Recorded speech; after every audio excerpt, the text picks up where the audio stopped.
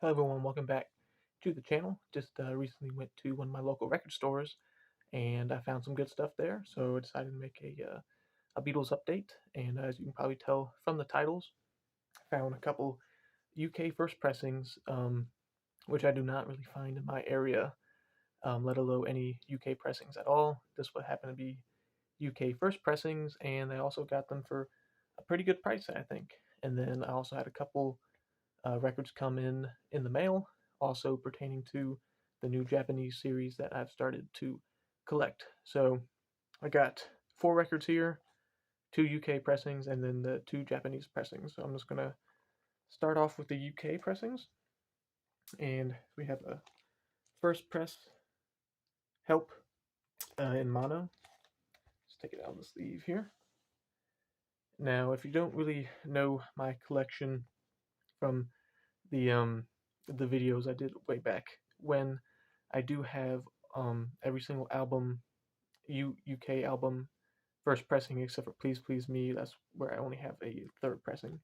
So I don't really buy too many duplicate type albums, but I think these were both like $20 for a UK first pressing, and I just couldn't quite pass it up. But this is in mono, and I do have a Bruce Spicer book, the Beatles for Sale book, which is I really enjoy that book for all the variations and all the, I guess, the differentiation from what is it, first pressing from a second pressing for the UK albums, singles, EPs, all that stuff. So here is the label, Parlophone label from 1965. Now I compared this to my other one, very it's a unfortunately my other one was also a mono. I wish this was a stereo, but the other one I had did not have the serif lettering type, but this one kind of has like the Times New Roman font with kind of the serifs at the end of each letter. So it's still technically a first pressing, just like a second variation of the first pressing. So I thought that was kind of interesting. So I'm going to hold on to it for now. Um, Maybe somewhere down the road. I don't want to get too specific with all the variations and everything like that. But it's still first pressing, and I got a good deal for it to where um, I'm going to keep it for right now. So having another first pressing in the collection doesn't hurt. And this is also a Garrett and Lofthouse cover, denoted by the flip back on the bottom. So that was Help UK version. And the other UK album I have here is a collection of Beatles Oldies but Goldies. And this one is in stereo. And the one I have in my collection already is a mono. So I got a variation there I was happy with. And stereo is kind of hard to see because it's actually in the kind of art, the colored, instead of on top, the white border. So that indicates a Ernest A.J. Cover. And the sleeve is in a pretty good shape overall, all things considered. And of course, it is on the yellow Parlophone label here. And the record's not in too bad a shape. I'm sure whoever bought this back in the day pretty much had most of the songs on it except for Bad Boy. Anyway, so they might have not played it too much. So that's okay with me. But now I got a mono and a stereo to compare, and also got another, I guess, cover variation with the stereo in the artwork instead of on the white border. So that's pretty cool. And again, I got these for around $20 each, which is pretty crazy nowadays for a first pressing UK Beatles album. So once I saw them, I know I don't usually buy duplicates too often, but I kind of made it to where it was worthwhile to get. So those are all the UK albums, and now we're going to go on to a couple Japan flag series that I've started. So I got 2 more, pretty much from the same seller on eBay. I followed him or saved him as a saved seller, and I got some notification and he put some more of the Japanese pressings up, so I was fortunate to grab a couple.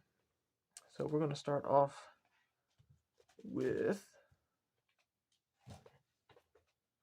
number 7 in the series, which is Revolver. So there's Revolver with the Apple label there.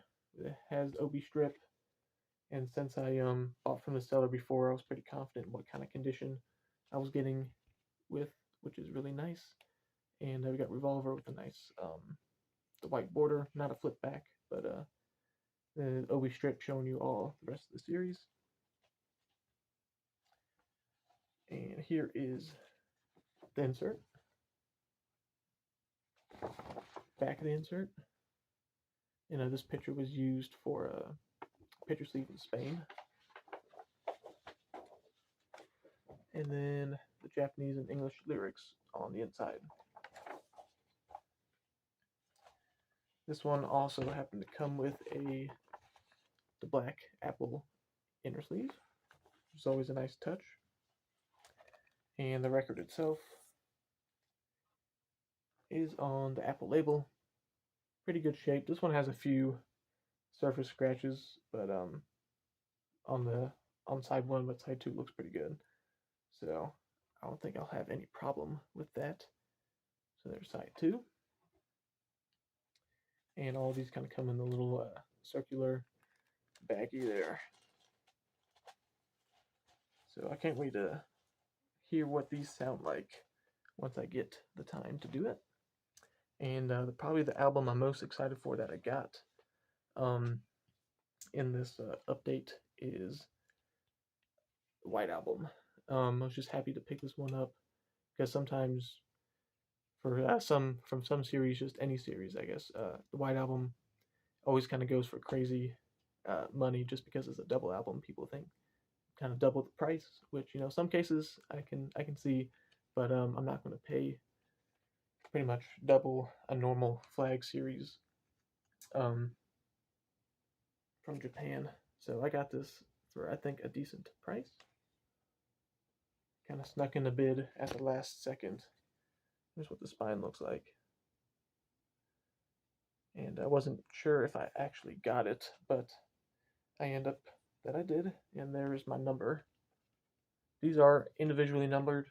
I don't know how many came out in this series, but mine is 388,562, so probably not too low on the list, but I'm just happy I got one.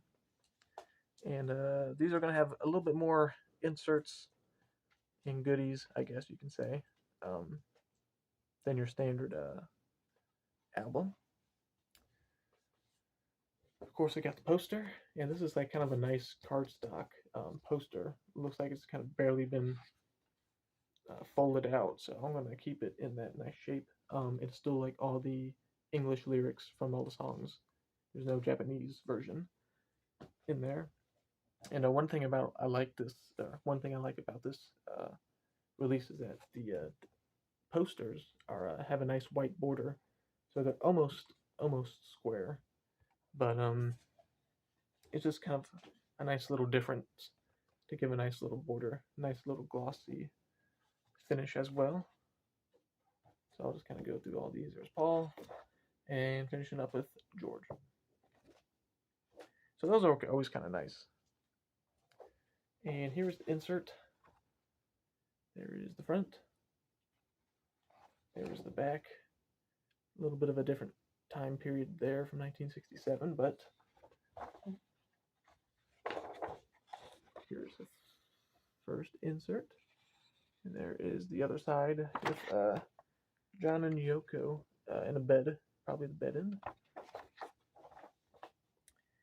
And of course, the Apple labels here. These I remember being in really nice shape as well. So there's side 1, side 2. They all look really, really good. I also have a first pressing UK in stereo of the White Album, so I'll be happy to kind of see how this stacks up against that. So here's side 3. and side 4. All looks really good. Happy to have it.